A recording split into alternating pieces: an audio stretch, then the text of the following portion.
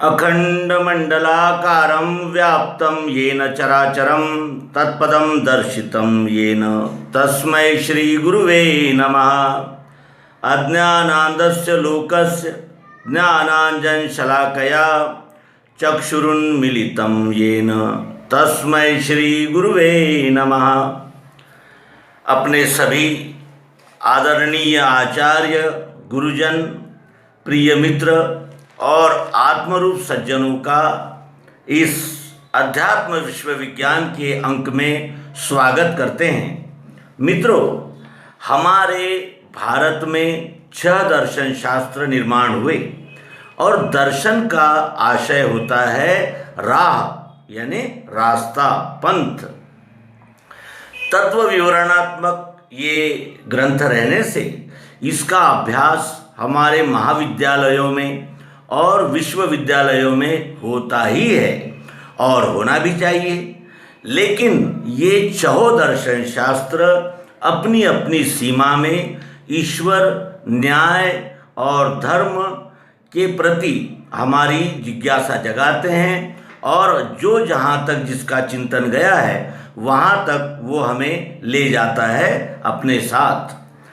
तो जो 6 दर्शन शास्त्र है इनमें पूर्व मीमांसा, न्याय, वैशेषिक, सांख्य, योग अर्थात पातंजलि योग, उत्तर मीमांसा अर्थात वेदांत, इस तरह के ये 6 दर्शन शास्त्र है। और 6 दर्शन शास्त्रों का अपनी अपनी कक्षा के अनुसार अभ्यास इस भारत के विश्वविद्यालयों में होता है और वो भी फिलॉसॉफी के वर्गों में इसका अभ्यास अनिवार्य है।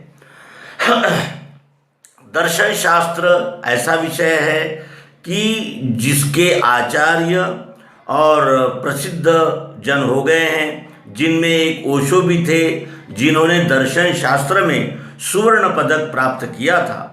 दर्शन शास्त्र पढ़ना ये अत्यंत सामान्य बात है, इसमें विशेष कुछ भी नहीं।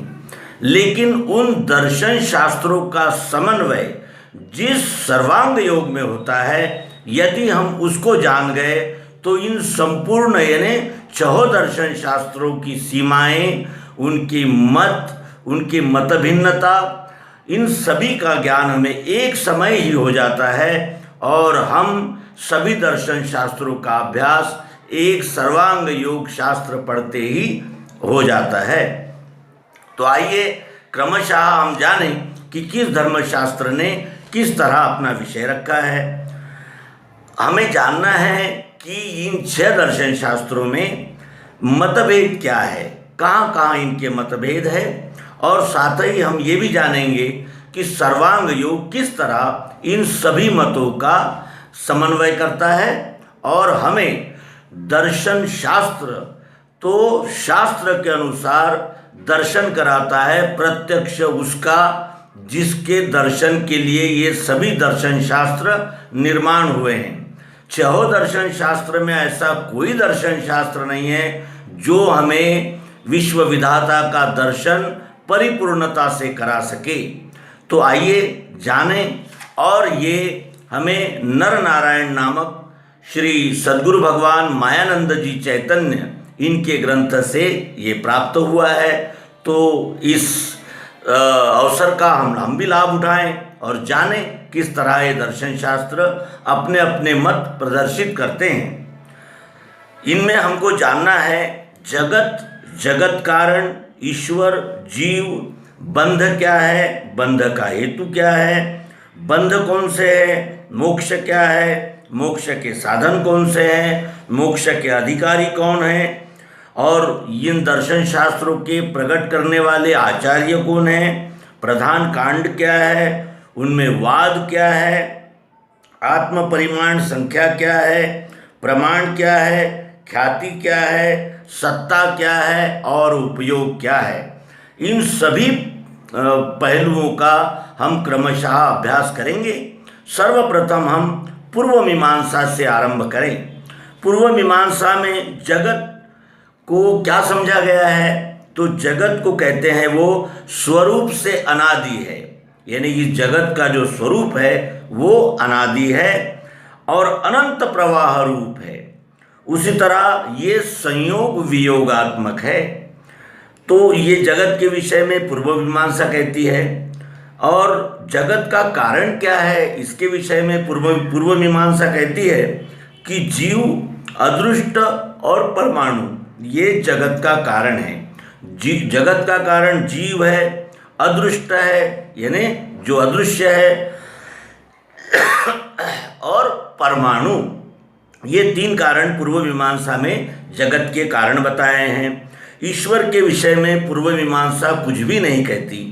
उसके बाद जीव के विषय में पूर्व मीमांसा कहती है कि ये जड़ चैतन्यात्मक नाना विभु कर्ता और भोक्ता है। जीव जड़ चैतन्यात्मक, जड़ और चैतन्य का मिश्रण है, ये नाना विभु है और कर्ता भी है जीव और भोक्ता भी जीव ही है। बंध का हेतु क्या है, तो क्यों बंधन में पड़ता है जीव, इसके विषय में पूर्व मीमांसा कहती है कि निषिद्ध कर्म करने से जीव बंधन में पड़ जाता है। उसके पश्चात पूर्व मीमांसा मोक्ष के विषय में कहती है कि स्वर्ग प्राप्ति होती है तभी इस जीव को मोक्ष मिलता है, और स्वर्ग की कल्पना ये पूर्व मीमांसा करती है। उसके अनंतर देखें कि मोक्ष के साधन क्या है।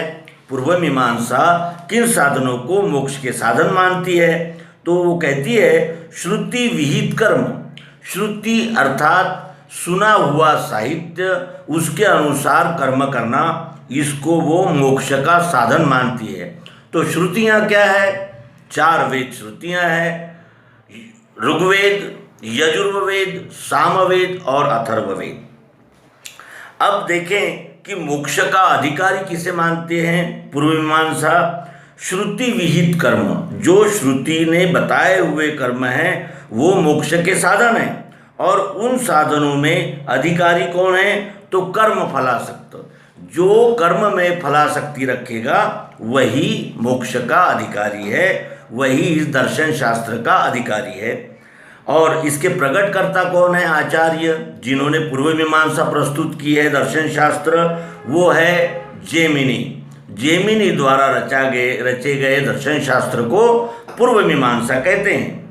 प्रधान कांड कौन सा है, कर्मकांड। कर्मकांड ये उनका प्रधान कांड माना गया है।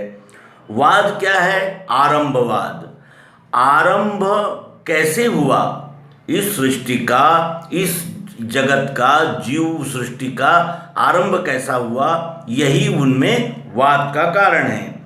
आत्म परिमाण संख्या क्या है, विभु नाना, अर्थात ये अनंत रूप से अनंत आत्मा यानी मानते हैं पूर्व मीमांसा।